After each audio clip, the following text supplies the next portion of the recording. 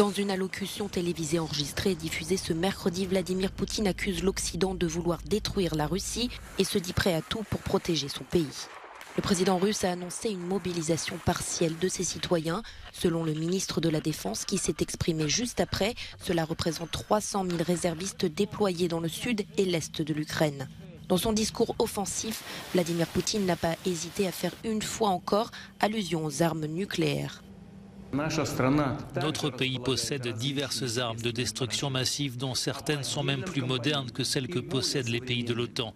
Et en réponse à la menace contre l'intégrité territoriale de notre pays, pour protéger la Russie et notre peuple, nous utiliserons sans aucun doute tous les moyens à notre disposition. Ce n'est pas du bluff. Alors que l'armée de Kiev a récemment regagné du terrain, la Russie a adopté mardi des lois punissant sévèrement la désertion des soldats en mission. Vladimir Poutine, qui a lancé l'invasion de l'Ukraine en indiquant vouloir libérer les populations du Donbass, a aussi défendu les référendums d'annexion à la Russie prévus dans 4 régions ukrainiennes à partir de vendredi. Nous ne pouvons pas, nous n'avons tout simplement pas le droit moral de laisser des personnes proches de nous se faire déchiqueter par des bouchers.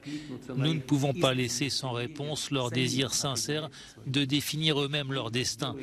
Nous ferons tout pour assurer l'organisation sûre de ces référendums, pour que les gens puissent exprimer leur volonté, et nous soutiendrons la décision sur leur avenir qui sera prise par la majorité de la population de la République populaire de Donetsk et de Louhansk, ainsi que des régions de Zaporijia et de Kherson. Pour le ministre de la Défense britannique, les déclarations du président russe sonnent comme un aveu d'échec de son invasion de l'Ukraine. En outre, Moscou a reconnu ce mercredi la perte de 5 937 militaires sur le terrain. Un bilan bien éloigné des 80 000 répertoriés par Washington début août. La guerre en Ukraine au cœur de toutes les discussions de la 77e Assemblée générale des Nations unies à New York. Les chefs d'État dont Emmanuel Macron et Recep Tayyip Erdogan se sont succédés à la tribune pour exiger l'arrêt immédiat des hostilités. Lors de son discours d'ouverture, le secrétaire général de l'ONU, Antonio Guterres, a tiré la sonnette d'alarme. Ne nous faisons pas d'illusions, nous sommes dans une mer agitée. Un hiver de mécontentement mondial se profile à l'horizon. La crise du coût de la vie fait rage, la confiance s'effrite, les inégalités explosent et notre planète brûle. Les gens souffrent et les plus vulnérables sont les plus touchés. La Charte des Nations Unies et les idéaux qu'elle représente sont en péril. Un rassemblement qui se tient dans un contexte tendu. Grand absent de cette assemblée générale, la Russie vient de déclarer une mobilisation partielle de sa population, ainsi que son soutien aux séparatistes du Donbass, qui s'apprêtent à organiser des référendums d'annexion à la Russie les 23 et 27 septembre prochains. Particulièrement attendu cette année, Joe Biden doit également s'exprimer cet après-midi. En plus d'un soutien renouvelé à l'Ukraine, le président américain devrait appeler à une réforme du Conseil de sécurité, limitant notamment l'utilisation du veto.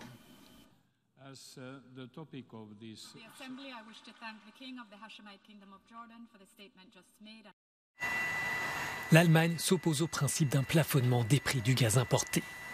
L'idée fait pourtant son chemin dans l'Union européenne pour faire face à la flambée des coûts de l'énergie. Mais la ministre adjointe allemande en charge des affaires européennes assure que cette mesure est contre-productive et qu'elle provoquerait un mouvement d'inquiétude auprès des fournisseurs. Le problème avec le plafonnement des prix, c'est que vous introduisez un prix plancher. L'Union européenne le ferait de façon unilatérale et tous les autres consommateurs dans le monde ne le feraient pas. Alors, le gaz sera distribué vers d'autres consommateurs et donc nous pourrions avoir une pénurie d'approvisionnement en gaz ou un approvisionnement encore plus faible dans l'Union européenne. Je pense que nous devons faire très attention avec ce type de plafonnement des prix. Pour Berlin, l'Union européenne doit diversifier sa structure d'approvisionnement et engager des négociations directes avec les fournisseurs de gaz pour obtenir des prix plus faibles. Je pense qu'il faut parler avec chacun des fournisseurs de gaz comme la Norvège sur la façon de réduire les prix. Ils ont un intérêt majeur à voir l'Union européenne et le marché européen prospérer. La responsable allemande soutient les mesures proposées par la Commission européenne, y compris une diminution de la demande en électricité, et une taxe sur les super-profits réalisés par les entreprises énergétiques. Les bénéfices exceptionnels des entreprises énergétiques sont indispensables pour que nous puissions utiliser ces surplus qui ne sont pas justifiés par un quelconque effort supplémentaire des entreprises. Mais justement, le marché de l'énergie est structuré de manière à ce que nous puissions utiliser ces excédents et les reverser aux consommateurs, aux citoyens, en particulier à ceux qui sont dans le besoin afin de réduire les prix pour eux. Dans le cadre du Conseil des affaires générales, les 27 ministres chargés des affaires européennes veulent aussi étudier la possibilité de ne plus recourir au vote à l'unanimité en matière de politique étrangère. Anna Lourmann estime que ce changement doit intervenir le plus rapidement possible et avant l'adhésion de nouveaux pays membres. Au moins 3 personnes sont mortes lors de manifestations dans le Kurdistan iranien organisées depuis la mort d'une jeune femme à Téhéran en fin de semaine dernière. Mardi, l'ONU s'est inquiétée des conditions d'arrestation de Mahsa Amini, détenu par la police des mœurs pour un voile mal porté, et de la réaction violente des forces de sécurité envers les manifestants. La mort tragique de Mahsa Amini et les allégations de torture et de mauvais traitements doivent faire l'objet d'une enquête rapide, impartiale et efficace, menée par une autorité compétente indépendante qui garantit notamment l'accès de sa famille à la justice et à la vérité. Face à la colère d'une partie de la population, le gouvernement iranien indique avoir ouvert une enquête et le représentant du guide suprême Ali Khamenei au Kurdistan a rencontré la famille de la défunte dans sa province. Si la police défend que Mahsa Amini, 22 ans, est morte d'une crise cardiaque, des militants affirment qu'elle a souffert d'une blessure à la tête pendant sa détention. Dans les rues de Rome, on ne peut pas dire que ce soit l'effervescence avant les élections législatives de dimanche.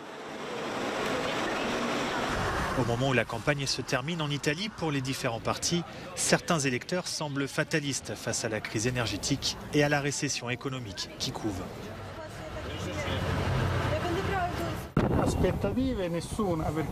Je n'ai pas vraiment d'attente parce que je suis sans espoir.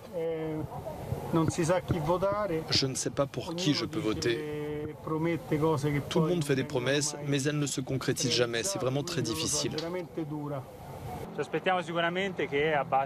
On attend d'eux qu'ils réduisent les coûts de l'énergie, du gaz, qu'ils réduisent les factures. Sincèrement, ce n'est pas viable. Il est difficile de joindre les deux bouts avec ces prix. Les prix des aliments dans les supermarchés ont aussi beaucoup augmenté.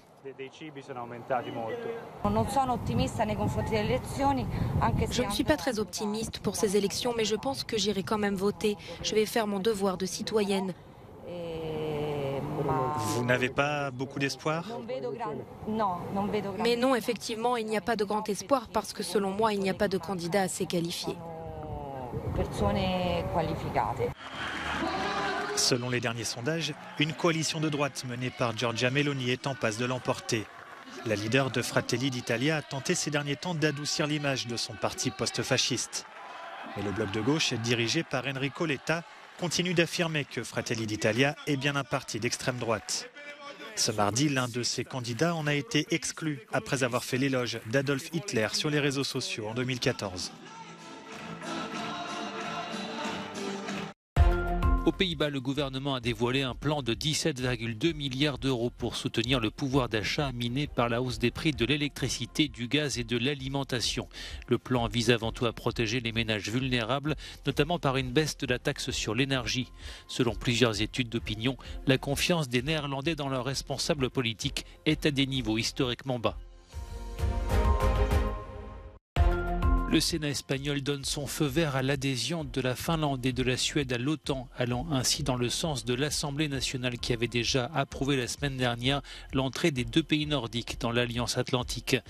En réponse à l'invasion russe de l'Ukraine, la Suède et la Finlande avaient soumis en mai dernier leur candidature à l'OTAN qui doit être approuvée dans les 30 pays membres de l'Alliance. Dans les Caraïbes, l'ouragan Fiona menaçait ce mercredi les îles Turques et Caïques, un territoire britannique au sud-est des Bahamas où les habitants ont été appelés à se confiner. Désormais classé en catégorie 4, ce premier ouragan majeur de la saison a déjà causé la mort de 5 personnes et provoqué d'importants dégâts à Porto Rico, en République dominicaine et en Guadeloupe.